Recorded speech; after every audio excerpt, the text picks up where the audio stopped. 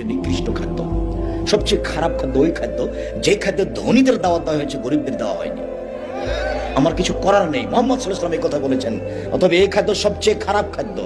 এই খাদ্য ওইরকমই যে কোনো একটা লোক মারা গেছে, আজকে যে বাসায় খাওয়া দাওয়া করছিলাম সেই বাসায় তার বাপ মা মারা গেলে তার আত্মীয় স্বজন তাদেরকে চাপ দিয়েছিল যে তোমাদের টাকা পয়সা আছে, 40 দিনের দিন 4 দিনের দিন একটা গরু জবাই করে খাওয়াতে হবে।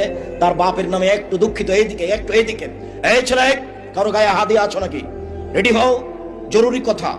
উপস্থিত বৈঠকের মুসলিম বোন একটু খেয়াল করেন, এদিকে একটু লক্ষ্য করেন তো, শুনেন এদিকে। হোসাইন জাকাতের খেজুরের পাশে বসে আছে, জাকাতের খেজুর। তো হোসাইন একটা খেজুর মুখে দিয়ে দিয়েছে।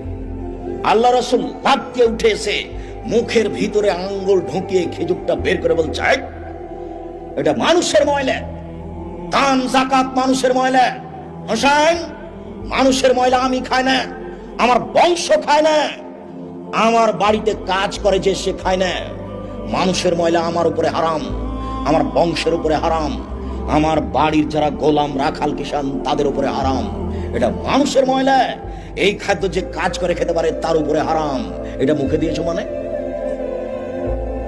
আরেকটু, একটা খেজুর পড়ে আছে রাস্তায়, আল্লাহ রাসূল খেজুরটা উঠে বলছেন, ও খেজুর, যদি আমার আশঙ্কা না হতো যে তুমি জাকাত সাদকার খেজুর, আশঙ্কা না হলে আমি তোমাকে খেয়ে নিতাম। বুখারী মুসলিম। আল্লাহর নবী রাস্তায় পড়ে থাকা খেজুরটা খেলেন না কেন? সম্ভাবনা আছে খেজুরটা কিসের হতে পারে? জাকাতের সাদকার খেজুর হতে পারে, আমার উপরে হারাম, আমার